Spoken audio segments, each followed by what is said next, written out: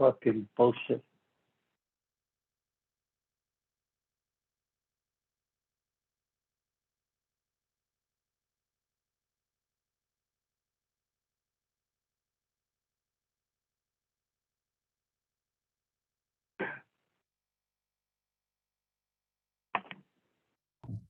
Good morning. Okay, I'm here. I'm trying to get on the computer. But we'll stay on the phone till we get the computer going. All right. So we got a big page to cover today. Sorry again about yesterday. Was anybody else on that missed me? No, I don't know. I was all alone. All alone. Oh. All right. Let's pick up at the mission at the bottom of 29a. Okay. All right. So we're going to discuss the reading of what's called the Arba Parshios, so the 4 Parshas, which take place around Purim time, and they are before Rosh Chodesh Adar. The Adar is the month in which Purim falls. The 12th month of the year, if you count starting from Nisan, starting from the springtime Pesach month. So Adar is the 12th and last month. Before Rosh Chodesh, we read parsha called Shkalim, which literally means, I guess, coin, shekel, coin, having to do with donations to the temple fund. Then we have the Shabbos before Purim. We read Zachor, which is about the battles against Amalek, traditionally the ancestor of Haman, the villain of the Purim story. And then we have, after Purim, we have Para, which is about the Para Duma, the red heifer ceremony, which was to, as we've seen, was the part of the purification ritual in the temple when someone became contaminated, became tamei to a dead body. So the burning of this red heifer and a ritual involving its ashes was the only way for a person to become purified after coming in contact with a dead body, and that is, and the last one is Parshas HaChodesh, which deals with God's command to Moses in Egypt about really the first communal mitzvah that was given to the Jewish people, which is about establishing the calendar and the whole cycle of new moons, and really that was in that chapter. It's incidental to. It's kind of incidental. The real purpose of that chapter is the instructions about the Pesach sacrifice and the Pesach ritual, and all the details that were given by God to Moses in Egypt, to take the lamb and to sacrifice it and to slaughter it, put the blood on the doorposts, that whole thing. But as an introduction to that, God commands Moses, this month, meaning the month of Nisan, will be henceforth the first month of your calendar. And so we read that in preparation, obviously, for Pesach. So here the Mishnah lays out these parshas. Rosh Chodesh Adar Shechalios b'Shabbos. What happens if Rosh Chodesh Adar falls on Shabbos? Karin b'Parshas Shkalim. So you read from the chapter of Shkalim, which we will see. The Gemara will say, well, what is that? And we'll have 2 opinions. Of course, our practice today is to read from the parsha that we call Kitisa, and the beginning of that parsha deals with in the desert, everyone was instructed to contribute a half shekel per adult male to the temple fund, and that was to support the daily communal offerings, the carbon tamid. Okay, so we'll get to that. So on the Shabbos of Rosh Chodesh Adar, you read that parsha. Cholios b'tocha Shabbos. What if Rosh Chodesh falls during the week, which is obviously more usual? Makdimim l'shabar. So you read Shkalim on the previous Shabbos, the Shabbos previous to Rosh Chodesh. Umafsikin l'Shabbos acharis, and then you skip a week before you get to the next one of the series, which is Zachor. Bashnia on the second Shabbos, or the third if you've skipped one, but the second of the 4 parshios is Zachor. We read the parsha of Zachor, as I said. Bashlishis paradim, on the third of the cycle, you read about the para, about the red heifer. Reviz hachodesh hazelachem. The 4th one you read from the chapter of God instructing Moshe about the month of Nisan. B'chamishis, and then the fifth of the cycle, and then you go back to the regular order. This kind of implies, by the way, and we'll discuss this if this is not our practice. This kind of implies that the four parshios replace the reading of the week, but that's not our practice. As you know, we just add on something, but it's not stated explicitly. It's like on the fifth week, you're done with these special parshios and you go back to regular reading. Now, lakol mafsikin.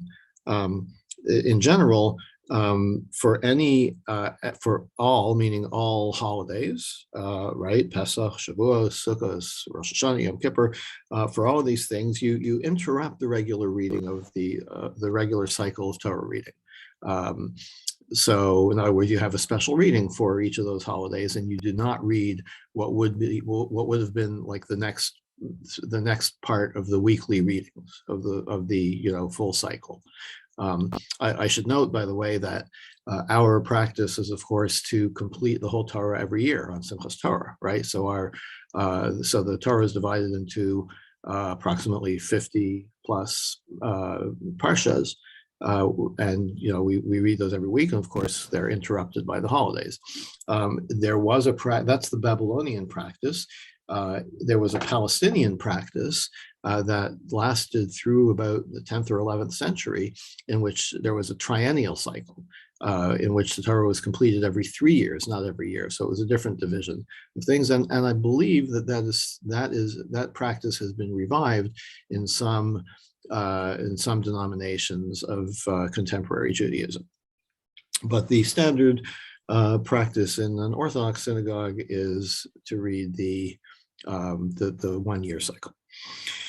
I'm seeking Barashi Chodashim, and also you interrupt the regular cycle for Rosh Chodesh.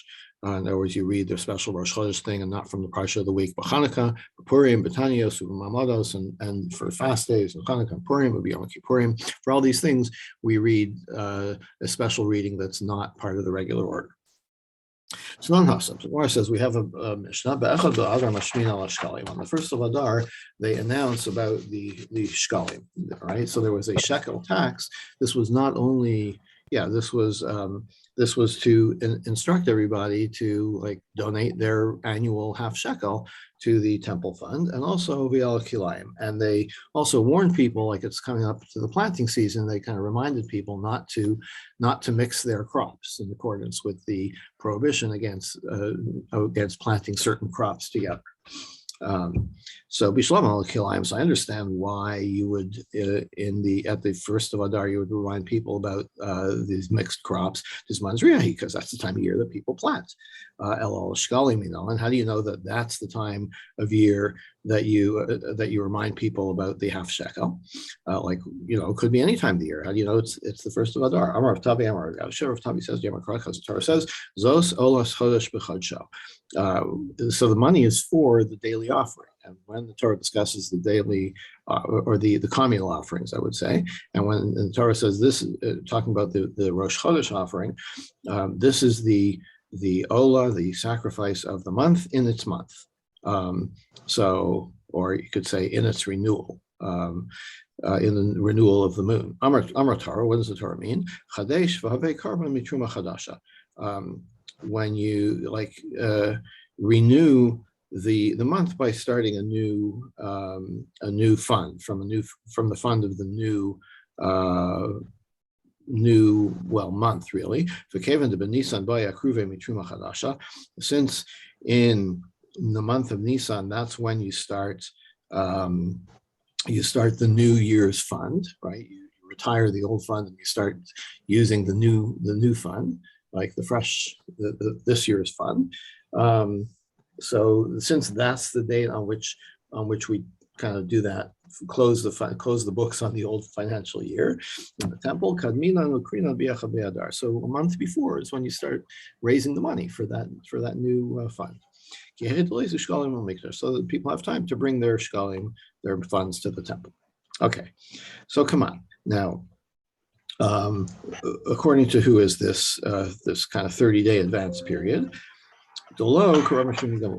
this would not be according to Rabbi Shimon. Because if so, Marshtei Shabbosos, he says 2 weeks before is enough to prepare for something. The Tanya, we have a brisa.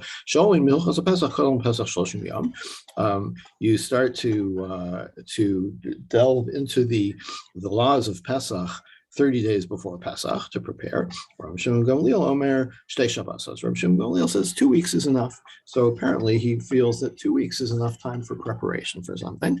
So Gemara says no. Afilu Tem Rabbi Shimon Gamliel. Now that's regarding preparing for Pesach and your own personal observance of Pesach.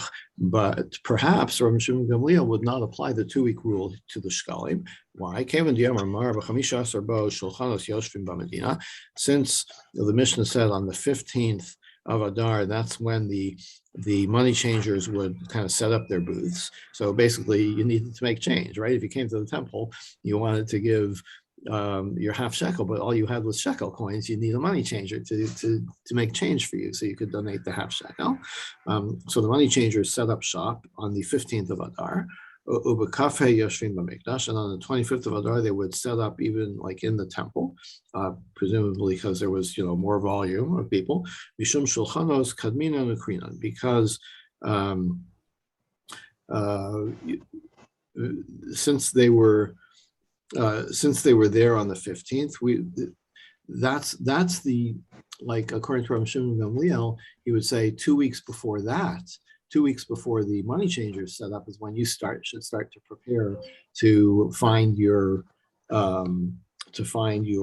half shekel. So that turns out to be a month before the month before Rosh Chodesh Nisan, but it's really only 2 weeks before the availability of the money changers.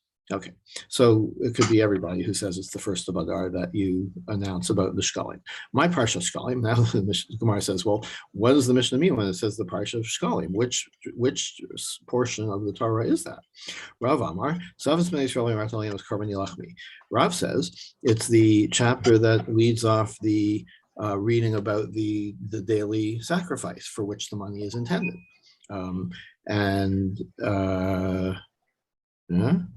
Shmuel says Kitisa. Shmuel says no, it's the chapter which details the raising of that money by Moshe for the temple. That's in Parshas Kitisa. So Bishlam al-Mandia, and that is our practice, of course.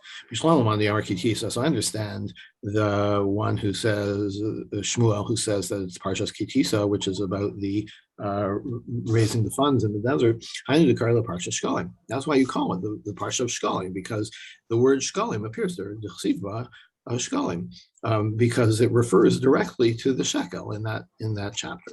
But Rav, who says that we read about the offering of the daily sacrifices, there's no direct reference there to the money, where the money came from. It's all about the sacrifices. Mida Shkalim Siva Asam, does it right? Is the word Shkalim doesn't even appear there.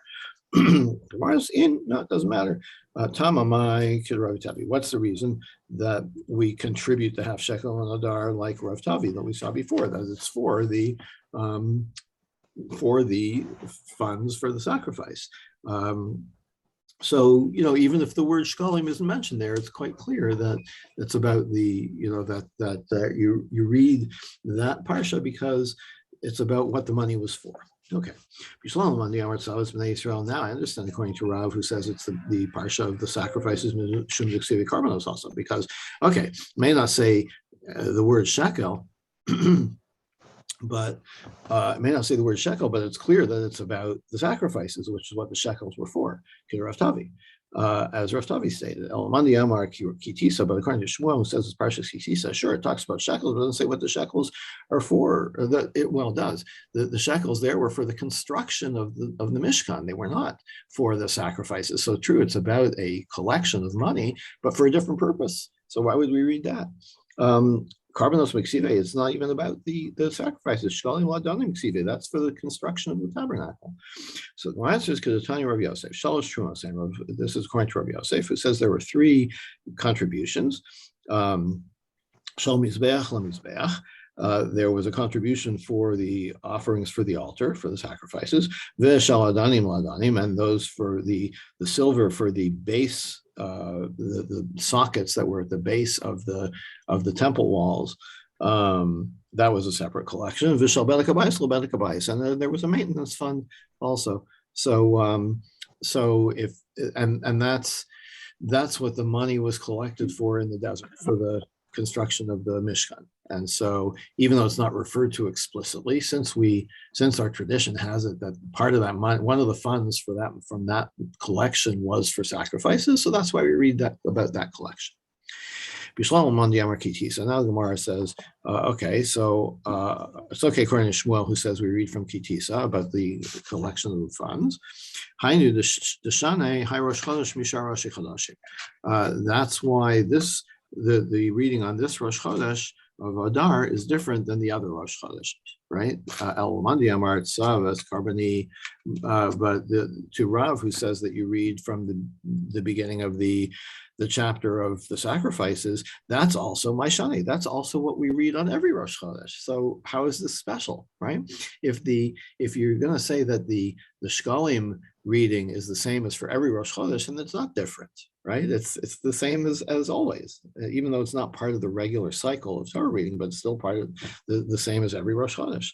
Where says Shani, it is different. The Rashi Chodeshim Karoshita Binyan Diyama on a regular Shabbat, regular Rosh Chodesh, you would read, if it were on Shabbos, you would read call six people from the 6 aliyahs from the parsha of the week, Rosh Chodesh, and then you would have one aliyah about the Rosh Chodesh.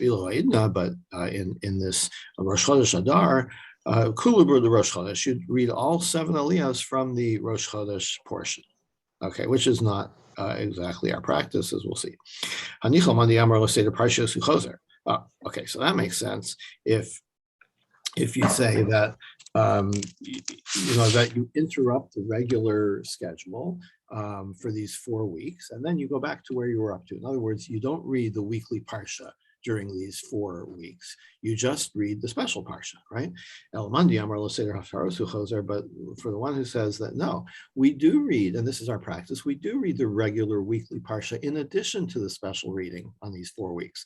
The only thing that we don't go back and do is just the Haftarah, right? So, of course, every weekly parsha has its own Haftarah, but when we read these 4 special parshios, in addition to the regular parsha, we read the Haftarah relevant to the special parsha.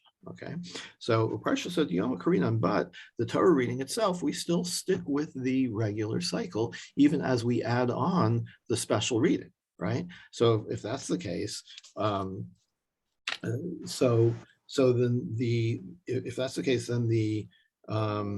the Torah reading for the first of Adar would not be any different, right? So you want to tell me that we read all 7 aliyahs from the Rosh Chodesh reading? No, that's not our practice. Well, that's not according to this opinion, right? Which is our practice. According to the opinion that you read the regular parsha plus the special one, so then you need a different one for Rosh Chodesh Adar than you need for the other Rosh Chodeshes to make it different.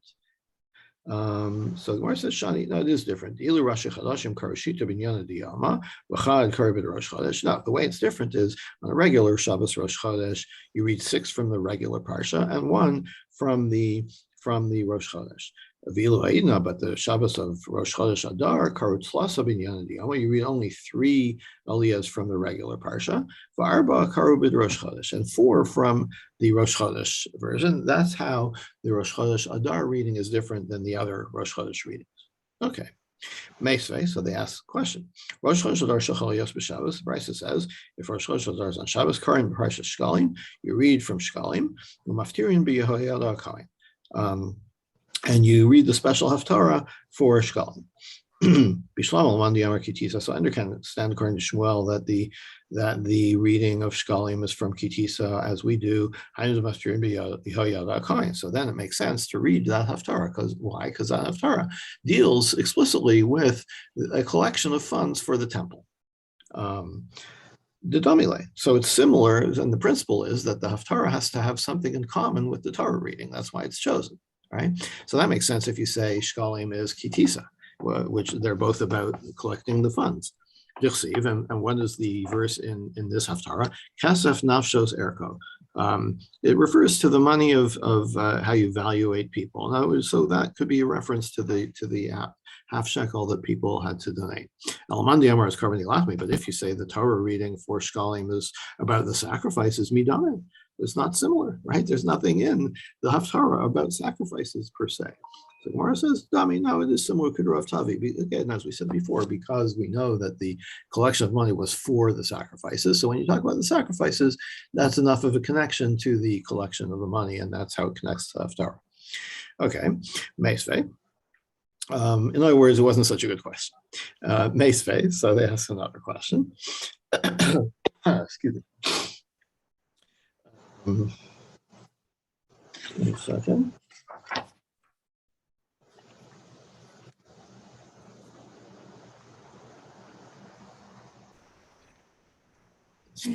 Okay. Just trying to situate myself here, how far we're trying to get today. We started 21. Okay. Hold on one sec, sorry.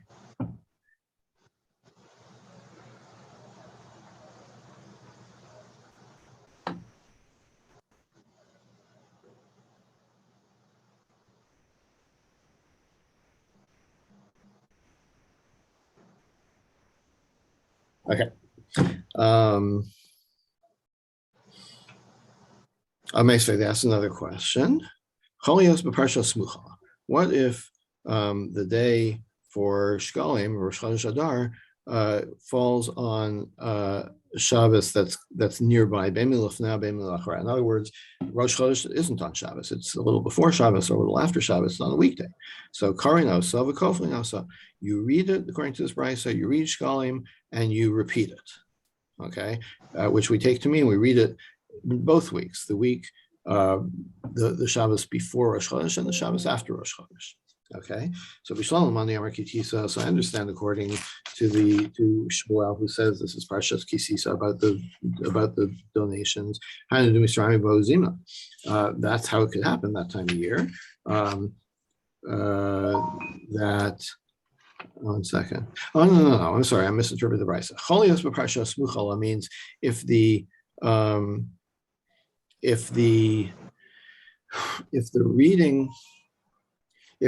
week for reading shkalim was on a week that was close to the regular reading of that same parsha of Kitisa, right? So, in other words, what do you do when you're supposed to read Parshas Kitisa as the regular weekly reading, and also it's Shkalim, right? Also, you're supposed to read that same thing for Shkalim. So, like, how do you distinguish it? So that the brisa says you read Shkalim on both the Shabbos before, on that Shabbos and the following Shabbos. So if you say that the parsha that we're talking about is in Kitisa, so that's how it could happen. Because indeed, when the Shabbos around Rosh Chodesh Adar, the Shabbos that we read that parsha Kitisa is usually in that season. It's since we're on an annual cycle, it so happens that Parshas Kitisa is read around that time of year. So it could happen that it's the same week as you're supposed to read Shkalim. But if you say that the reading of Shkalim is about the is the one about the sacrifices, well, that's way over in Bamidbar. That occurs in the in the late, that would be in the summer. Like, it's not anywhere near this time of year. So what do you mean it could happen that you're scheduled to read Kitisa as a regular reading Rosh Chodesh Adar? Mimis Rama is in, that never happens at times. Or says it's possible. It could happen in the West, like according to the Palestinian custom, which I mentioned at the beginning, on a triennial cycle. Well, then it moves around the year. Just like the, for example, the days on the Muslim calendar cycle through the year because they're not at all based on the solar calendar. Same with the triennial cycle. It's not at all based on the annual calendar. It wanders through the year. So it could happen once in a while that it comes out that Kitisa is this time of year. Okay. Tani Kavasi Shmuel, we have a brisa that supports Shmuel, that it's Parshas Kitisa. Rosh Chodesh Adar Shechal Yos B'Shabbos. If Rosh Chodesh is on Shabbos, current Kitisa, Maftirin B'Yad Kohen. You read Kitisa and you have the Haftarah of the one that's special for Shkalim. So that is clearly Kitisa. So that's clearly according to Shmuel. Okay, good proof, good support. Amar Yitzchak Nafcha. Rav Yitzchak says, Rosh Chodesh Adar Shechal Yos B'Shabbos. If Rosh Chodesh Adar is on Shabbos, Matzin Shalosh Torahs for current Behet. We take out 3 Torahs and read from them. Echad Binyan Shel Yom, one the weekly parsha. Echad B'Shal Rosh Chodesh, one of Rosh Chodesh. V'Echad B'Kitisa, and one Parshas Kitisa, which is for Shkalim. So that's clearly like Shmuel. The Amar Rav Yitzchak Nafcha, he also said, Rosh Chodesh Teves Shechal Yos B'Shabbos, the Rosh Chodesh of the month of Teves, which is during Hanukkah, Mevin Shalosh Taras for current Ben. You also have 3 Taras. Echad B'Yan Shel Yom, the weekly parsha. Echad B'Rosh Chodesh, one for Rosh Chodesh reading. V'Echad B'Chanukah, and one for the Chanukah reading. Utzrichan, you have to tell us both of these 3 Torah scenarios. If it only talked about the Chanukah one, we would say, okay, sure, Shabbos Chanukah, there's definitely 3 Torahs, but maybe not Shabbos Shkalim, because maybe he holds like Rav, and then the reading for Rosh Chodesh is identical with the reading of Shkalim, so you'd only need 2 Torahs, right? He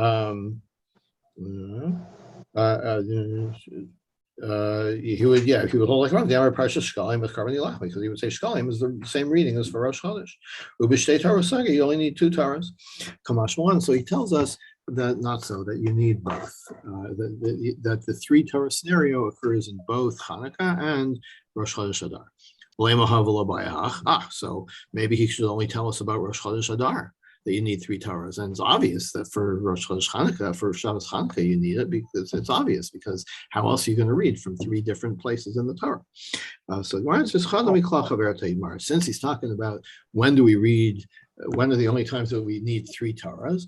Well, he mentioned Shkalim, so he's also going to mention Shabbos Hanukkah. That's the other similar occurrence. Okay, Itmar. We taught Rosh Chodesh Teves Shechal Yos B'Chol. If Rosh Chodesh Teves is on a weekday, so that's Hanukkah. It's Hanukkah and it's Rosh Chodesh, but it's a weekday. Amar Yitzchak says, Karetz Lasa Rosh Chodesh, you read 3 aliyahs from the Rosh Chodesh reading, B'chad B'Chanukah, and 1 from the Chanukah reading. For Rav Dimi Demin Chaifa Amar, Rav Dimi from Chaifa said, Karetz Lasa B'Chanukah, B'chad Rosh Chodesh, you read 3 of the Chanukah reading, and one for the Rosh Chodesh reading. Amar Rav Mani says, Kavasid Rav Yitzchak Nafcha Mistabra. Makes more sense like Rav Yitzchak, that you do 3 from Rosh Chodesh, the Tadr V'Sheino Tadr Tadr Kodem, because of the principle that if you have to determine precedence for 2 things, one of which is more frequent and the other is more rare, you do the more frequent one first. And which one is more frequent, Chanukah or Rosh Chodesh? Well, there's 12 Rosh Chodeshes in the year and 8 days of Hanukkah, so figure it out. So Rosh Chodesh is more prevalent, and so we start with that. Rav Avin says no, it's the other way around. It makes more sense to say that Hanukkah is the one that you read first and you read 3. Mi garam l'revi shiavo. What causes the 4th aliyah? Right? In other words, on the weekdays, on the non-Rosh Chodesh days of Hanukkah, how many aliyahs are there? There's 3, right? It's a regular weekday, like Monday and Thursday. Rosh Chodesh, there's 4. What causes the fourth aliyah to come about? The fact that it's Rosh Chodesh. So it makes more sense that the Rosh Chodesh reading is the 4th aliyah, because that is the one that causes there to be a 4th aliyah. Therefore, you read the 4th one from Rosh Chodesh reading. My Havela. So when they decide about this, Rav Yossi says, don't pay so much attention to Rosh Chodesh. In other words, Hanukkah is the primary thing here, and that's what we read 3 from, and Rosh Chodesh is relegated to only 1 aliyah. For Rabbi Amar, and the practice is 3 from Rosh Chodesh, and Hanukkah is not so important, as it were. Only 1 from Rosh Chodesh. Rosh Chodesh Yikar. Rosh Chodesh is the primary thing on Hanukkah. Rosh Chodesh is like the main event. Okay, that's a good place to stop. Let's go a little bit further. Itmar, Cholios bivata tesava. What if the, so we mentioned before that since we read Shkalim from the Parsha of Kitisa, what if the regular reading for that week happens to be Tesava, which is the Parsha before Kitisa in the regular cycle? So what happens, so typically what would happen is you read the regular Parsha and then you read Shkalim. But in this case, Shkalim is the very beginning of Kitisa, which is the immediate follow-on Parsha to Tetzaveh, to the weekly reading in this case. Amar Rav Yitzchak says, Karushita Miviata Tetzaveh ad Kitisa. So you're supposed to have 7 aliyahs. So you do 6 aliyahs from the Parsha of Tetzaveh, from the Parsha of the week. And then V'chad Mikitisa ad V'yasisa. And then the beginning of Kitisa, which is the special reading for Shkalim, that's the 7th aliyah. So Abai says, Amrei Ukmi Hu Dekamo Hasam. People won't realize that it's a special reading. They're following along in their chodesh, and we finish, one parsha, and we just continue reading. So people will think, oh, the end of this week's parsha is at the end of the reading for Shkalim. They won't realize it's a special reading. And then, like, the whole purpose of the special reading is that people should take note and prepare their donations, right? So Abai says, what do? Karoshita Mebiata Tesava ad V'yasisa. You read 6 aliyahs, and you include both the weekly parsha of Tesava and the Shkalim parsha, which is the beginning of Kitisa. 6 aliyahs. V'chad Tane V'kari Mebi Kisisa ad V'yasisa. And then the 7th one, you repeat that last part, which is the special reading for Shkalim. So that way people will notice. Meisvei, so the ask Cholios b'parsha Smuchala. The Brisa says if the regular weekly reading was from a nearby parsha of Tushkalim, bein milfana bein milachra, whether it's the previous one or the following parsha, karinasa v'koflinasa. You read it and you repeat it. So it's a little unclear. What do you repeat? Bishlam Abai Nicha. According to Abai, this makes sense because that's what he says. You repeat, right? You read in the 6th aliyah, you've read the beginning of Kitisa, and then you reread that part as the special reading for Shkalim. El Rav Yitzchak nafcha kasha, but according to Rav Yitzchak, Shkalim is only read once on that Shabbos. Rav Yitzchak would ask you, what, you think this works according to Abai? That works if we're talking about the regular reading is the previous parsha to Shkalim, which is Tetzaveh. But the Bryce also says, what do you mean? Like, how does that work if the regular reading is Vayakhel, the parsha following Kitisa? So you have the whole bulk of Parshas Kitisa in the middle, right? You have Kitisa, the Shkalim part is at the beginning, and then you have the whole rest of the parsha, which actually has to do with a bunch of things, including the golden calf story and several other items. So what does repeating mean? No, it doesn't mean that you reread the same thing on the same Shabbos. It means that you read it this Shabbos and next Shabbos. Okay. So hachanami kofla b'Shabbosos. So here too, it means in other words, you read the Shkalim part this Shabbos and next Shabbos. And that's how it becomes special. Okay, so I think we can stop here for today. And tomorrow, David will pick up from 38. Thank you, Dov. All righty. Thank you.